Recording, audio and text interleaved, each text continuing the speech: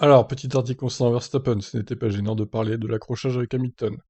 Vous n'êtes pas toujours obligé d'être d'accord. Bah, il a pas tort, hein. Les pilotes, d'ailleurs, quand ils s'accrochent, ils sont rarement d'accord sur le fautif. Le Néerlandais admet ne pas avoir trop été perturbé par la frénésie médiatique autour de son crash avec Hamilton. Se concentrer ne devrait pas être trop dur parce que vraiment, je n'ai pas beaucoup utilisé mon téléphone pour lire les actualités. Heureusement pour lui, je l'utilise pour contacter des amis et pour préparer des courses de simulation. Il devrait pourtant s'abonner à TeamF1, Max, hein. Même s'il comprend pas le français, c'est pas grave. L'équipe a géré pour moi en fait.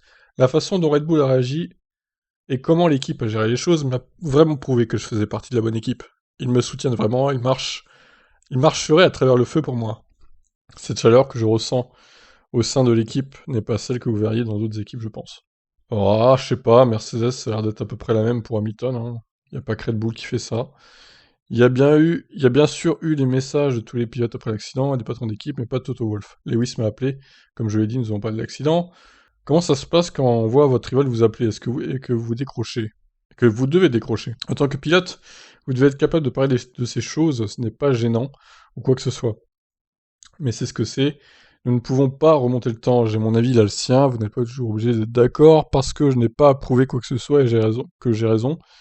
Et lui non plus.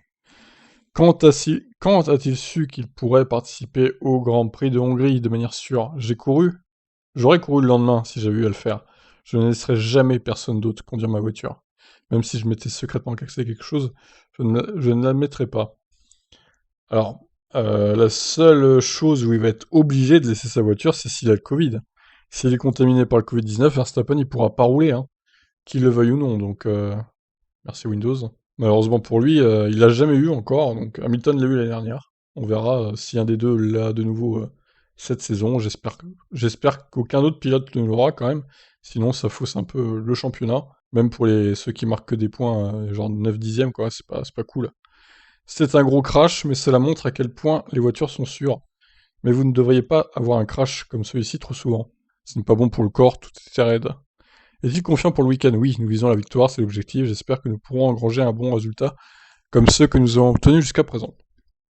Ok, pour la déclat de Verstappen. Donc, j'ai vu aussi que Honda priait pour le V6 lors des EL1, vu que ça commence dans un peu moins d'une heure. Sur Tip Stories, hein, abonnez-vous, évidemment. Lien dans la description. Du coup, ils vont utiliser ce moteur-là chez Red Bull. Donc, s'il y a un problème moteur aux EL1, ça va être compliqué, hein, pour pas se prendre une péna quand même. On leur souhaite pas, évidemment. Je vous laisse réagir, hein. Bye bye.